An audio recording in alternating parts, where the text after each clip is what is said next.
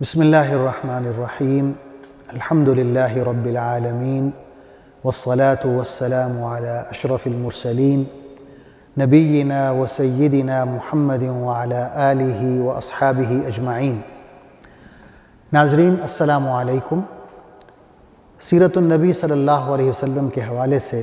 ہماری گفتگو جاری ہے اور آج اس سلسلے کا 5واں پروگرام ہے۔ پچھلے پروگرام میں ہم نے حضور اکرم صلی اللہ علیہ وسلم کا بچپن، لڑکپن، جوانی، شادی اور پھر آپ صلی اللہ علیہ وسلم کی زندگی میں جو مشہور واقعہ ہوا تعمیر کعبہ کا، اس میں آپ صلی اللہ علیہ وسلم کا فیصلہ کرنا حجر اسود کی تنصیب کے حوالے سے ان واقعات کا ذکر کیا۔ آج ہماری گفتگو کا آغاز حضور اکرم صلی اللہ علیہ وسلم کی نبوت و رسالت سے پہلے کی جو صفات مبارکہ ہیں ان سے ہم کریں گے گفتگو کا آغاز، اور پھر کس طرح آپ صلی اللہ علیہ وسلم کو نبوت اور رسالت عطا کی گئی، کس طرح آغاز ہوا، ان امور کا ذکر کریں گے۔ حضور صلی اللہ علیہ وسلم کی صفات مبارکہ نبوت سے پہلے، سب سے پہلے یہ ہے کہ آپ صلی اللہ علیہ وسلم کو بہت زیادہ تفکر اور تدبر کا، یعنی آپ ایک طویل تفکیر اور تدبر میں محو رہتے، طویل خاموشی آپ اختیار کرتے، زیادہ گفتگو نہیں کرتے تھے،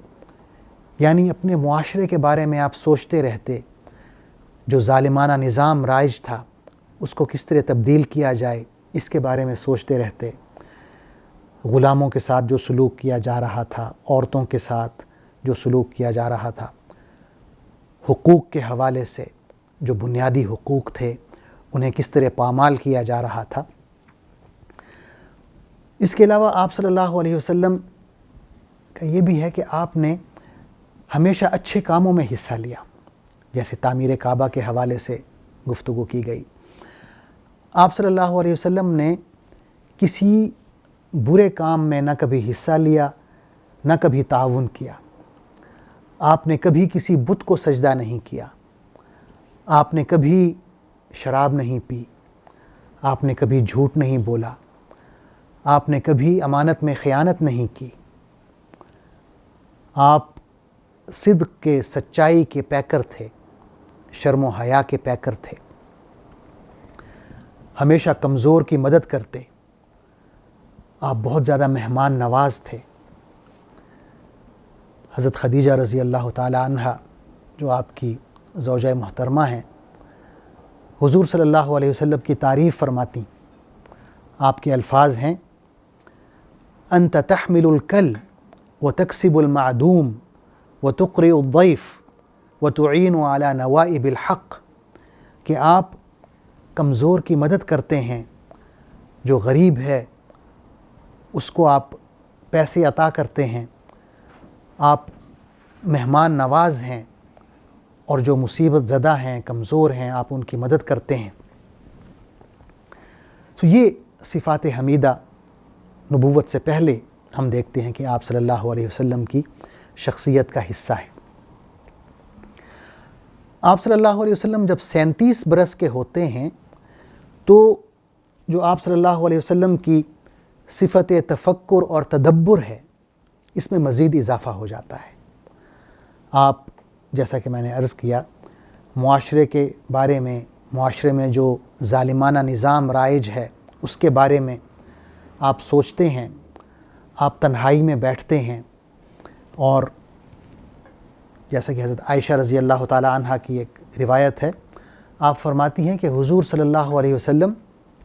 غار حرا پر تشریف لے جاتے اور وہاں آپ کئی دن اور کئی راتیں گزارتے۔ آپ کچھ کھانے پینے کا سامان، کچھ ستو ساتھ لے جاتے اور وہاں بیٹھ کے اللہ کے بارے میں، اللہ کی کائنات کے بارے میں، اللہ کی مخلوق کے بارے میں، اس معاشرے کے بارے میں جس میں آپ رہ رہے ہیں، اور اس کے ظالمانہ نظام کے بارے میں کہ اس کی کس طرح اصلاح کی جا سکتی ہے، آپ تفکر کرتے، تدبر کرتے، سوچ بچار کرتے۔ بخاری شریف میں روایت آتی ہے، حضرت عائشہ رضی اللہ تعالی عنہ روایت کرتی ہیں، آپ فرماتی ہیں اول ما بدئ به رسول اللہ صلی اللہ علیہ وسلم من الوحی الرؤیا الصالحہ، کہ حضور اکرم صلی اللہ علیہ وسلم پہ جب سب سے پہلے وحی کا آغاز ہوا وہ سچے خواب کی شکل میں ظاہر ہوا۔ یعنی جب آپ صلی اللہ علیہ وسلم 40 سال کی عمر کو پہنچے تو آپ کو خواب آنے لگے جو صبح روشن کی طرح سچ ثابت ہوتے، آپ جو بھی خواب دیکھتے وہ سچ ثابت ہوتا۔ اسی طرح یہ تقریباً 6 ماہ کا عرصہ ہے جس میں بخاری شریف کی اس روایت کے مطابق آپ صلی اللہ علیہ وسلم کو سچے خواب آتے۔ اس کے بعد آپ فرماتی ہیں ثم حبب الیہ الخلاء، کہ پھر آپ تنہائی پسند ہو گئے، وکان یخلو بغار حراء فیتحنث فیہ، کہ آپ صلی اللہ علیہ وسلم غار حراء میں چلے جاتے اور وہاں تنہائی میں بیٹھتے، اللہ کی عبادت کرتے۔ پھر آپ فرماتی ہیں فیتحنث فیہ وہو التعبد اللیالی ذوات العدد، کہ کئی راتیں آپ غار حراء میں جا کے بیٹھتے اور اللہ کی عبادت کرتے، پھر اپنے گھر واپس آتے اور مزید کچھ کھانے پینے کا سامان لے کر دوبارہ غار حراء میں تشریف لے جاتے۔ پھر آپ فرماتی ہیں کہ ایک دفعہ جب آپ غار حراء میں موجود تھے کہ جبریل علیہ السلام تشریف لاتے ہیں اور وہ آپ سے آ کے کہتے ہیں کہ پڑھیں، تو آپ صلی اللہ علیہ وسلم فرماتے ہیں کہ میں پڑھنا نہیں جانتا۔ تو جبریل علیہ السلام آپ کو گلے سے لگاتے ہیں اور زور سے بھینچتے ہیں، جیسے ہم کسی سے زور سے گلے ملتے ہیں، اور پھر دوبارہ کہتے ہیں کہ اقرأ، پڑھیں۔ حضور صلی اللہ علیہ وسلم یہی جواب دیتے ہیں ما انا بقاری، کہ میں پڑھنا نہیں جانتا۔ تو دوبارہ اور پھر تیسری دفعہ ایسے ہی کرتے ہیں، یہاں تک کہ جبریل علیہ السلام اللہ کی طرف سے جو پہلی وحی ہے وہ آپ صلی اللہ علیہ وسلم کے سامنے پڑھ کے سناتے ہیں، یہ کہتے ہوئے اقرأ بسم ربک الذی خلق، خلق الانسان من علق، اقرأ وربک الاکرم الذی علم بالقلم، علم الانسان ما لم یعلم، کہ پڑھو اپنے پروردگار کے نام سے جس نے پیدا کیا، جس نے انسان کو جمے ہوئے خون سے پیدا کیا۔ پڑھو تمہارا پروردگار بہت کرم والا ہے جس نے انسانوں کو قلم سے سکھایا، اور انسانوں کو وہ سکھایا جو وہ پہلے نہیں جانتا تھا۔ جب یہ واقعہ ہوا تو حضور اکرم صلی اللہ علیہ وسلم ڈر گئے، آپ پر خوف طاری ہو گیا، اور آپ فوراً واپس آتے ہیں مکہ غار حراء سے، اپنی زوجہ محترمہ حضرت خدیجہ رضی اللہ عنہا کے پاس جاتے ہیں اور ان سے کہتے ہیں کہ مجھے آپ کوئی اوڑھنی دیں، کوئی چادر دیں، اور وہ چادر لے کے لیٹ جاتے ہیں، یہاں تک کہ حضرت خدیجہ رضی اللہ عنہا آپ سے پوچھتی ہیں کہ کیا ہوا، تو آپ انہیں واقعہ بتاتے ہیں کہ یہ ہوا، اور کہتے ہیں کہ مجھے خوف محسوس ہو رہا ہے کہ میرے ساتھ یہ کیا ہو رہا ہے۔ تو یہاں پر حضرت خدیجہ رضی اللہ عنہا انہیں تسلی دیتی ہیں اور یہ فرماتی ہیں کہ آپ ایک عظیم شخصیت ہیں، آپ لوگوں کی مدد کرتے ہیں، غریبوں کو آپ کھانا کھلاتے ہیں، مہمان کی عزت کرتے ہیں، تو اللہ تعالیٰ آپ کو کبھی آپ کے یہ جو اعمال ہیں انہیں ضائع نہیں کرے گا۔ پھر آپ انہیں لے کے اپنے چچا زاد ورقہ بن نوفل کے پاس جاتی ہیں۔ یہ ایک عالم دین ہیں جو بت پرستی چھوڑ کے عیسائی مذہب اختیار کر چکے ہوتے ہیں، انہوں نے توریت اور انجیل کا مطالعہ کیا ہوتا ہے، تو ان کے پاس جاتے ہیں اور ان سے کہتے ہیں کہ آپ یہ میرے خامند ہیں محمد، ان سے آپ بات کریں، ان کی بات سنیں۔ تو وہ آپ صلی اللہ علیہ وسلم سے پوری بات سنتے ہیں اور وہ کہتے ہیں کہ یہ جو فرشتہ آپ کے پاس آیا ہے یہ وہی ہے جو حضرت موسیٰ علیہ السلام کے پاس آیا تھا، یہ تو فرشتہ وہی ہے۔ پھر وہ کہتے ہیں کہ کاش میں اس وقت تک زندہ رہوں جب یہ آپ کی قوم آپ کو مکہ سے نکال دے گی۔ حضور صلی اللہ علیہ وسلم بہت حیران ہوتے ہیں، اور کہتے ہیں کہ کیا یہ لوگ قریش جو مجھ سے اتنی محبت کرتے ہیں، میری اتنی عزت کرتے ہیں، کیا یہ لوگ مجھے مکہ سے نکال دیں گے؟ تو ورقہ بن نوفل کہتے ہیں کہ ہاں، جس شخص نے بھی ایسا دعویٰ کیا ہے جو دعویٰ آپ کر رہے ہیں، تو اس کی قوم نے اسے اپنے شہر سے نکال دیا ہے۔ پھر ورقہ بن نوفل کہتے ہیں کہ کاش میں اس وقت زندہ ہوں جب یہ لوگ آپ کو نکالیں گے، تاکہ میں آپ کے ساتھ کھڑا ہو سکوں، آپ کی مدد کر سکوں۔ لیکن اللہ کا کرنا یہ ہوتا ہے کہ چند دن بعد ہی ورقہ بن نوفل فوت ہو جاتے ہیں۔ اور ساتھ ہی یہ بھی ہوتا ہے کہ یہ جو وحی کا سلسلہ ہے جو غار حرا میں شروع ہوا، یہ کچھ عرصے کے لیے موقوف ہو جاتا ہے، رک جاتا ہے، اور آپ صلی اللہ علیہ وسلم اس انتظار میں رہتے ہیں کہ وہ فرشتہ، وحی کا فرشتہ جو آیا تھا، وہ دوبارہ کب آئے گا۔ یہاں تک کہ جیسا کہ ہم احادیث میں پڑھتے ہیں کہ آپ صلی اللہ علیہ وسلم پر ایک پریشانی کی کیفیت طاری ہو جاتی ہے۔ آپ صلی اللہ علیہ وسلم اپنے ہی الفاظ میں بتاتے ہیں کہ میں کبھی کبھی اتنا پریشان ہوتا کہ میرا جی چاہتا کہ میں کسی پہاڑ کی چوٹی پہ چڑھوں اور وہاں سے چھلانگ لگا دوں، خودکشی کر لوں۔ اور آپ نے یہ بھی فرمایا کہ بعض دفعے ایسا بھی ہوا کہ میں اس نیت سے کسی پہاڑ پر چڑھنے لگا، اور جب میں چوٹی پہ پہنچتا تو وہی فرشتہ مجھے نظر آتا اور کہتا کہ اے محمد، تم یقیناً اللہ کے رسول ہو، تم اللہ کے نبی ہو۔ تو اس بات سے مجھے تسلی ہو جاتی اور میں واپس نیچے اتر آتا۔ بخاری شریف کی روایت ہے، حضرت جابر بن عبداللہ رضی اللہ عنہ روایت کرتے ہیں کہ انہوں نے حضور اکرم صلی اللہ علیہ وسلم کو وحی کے رکنے کا جو وہ پیریڈ ہے، وہ عرصہ ہے، اس کے بارے میں گفتگو کرتے ہوئے سنا۔ آپ فرما رہے تھے کہ میں جا رہا تھا کہ میں نے آسمان کی طرف سے کچھ آواز سنی، تو میں نے سر اٹھا کے دیکھا تو مجھے وہی فرشتہ نظر آیا جو غار حرا میں پہلی دفعہ آیا تھا۔ وہ آسمان اور زمین کے درمیان جتنا ایریا ہے اسے اس نے بھرا ہوا تھا، اور وہ کرسی پر بیٹھا ہوا تھا۔ آپ فرماتے ہیں کہ اسے دیکھ کر میں خوفزدہ ہو گیا اور اپنی بیوی حضرت خدیجہ رضی اللہ عنہا کے پاس گیا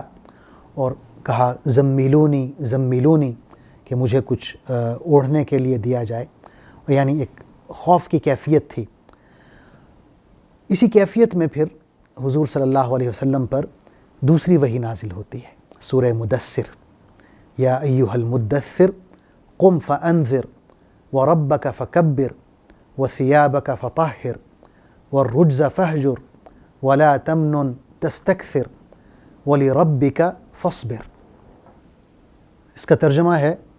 اے چادر لپیٹ کر لیٹنے والے، اٹھو اور خبردار کرو اور اپنے رب کی بڑائی بیان کرو،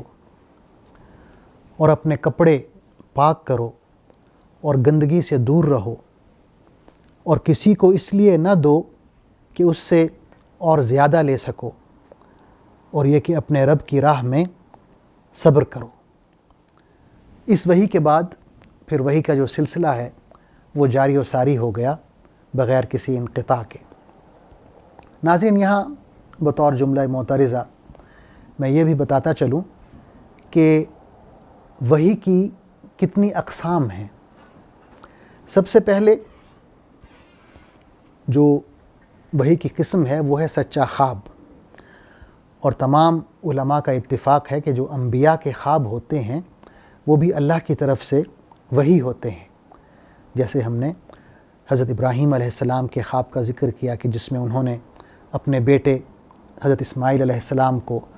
ذبح کرتے ہوئے دیکھا، یا اللہ کا اس میں حکم بتایا گیا کہ اپنے بیٹے کو ذبح کرو، تو حضرت اسماعیل علیہ السلام بھی اس یقین کے ساتھ انہوں نے اطاعت کی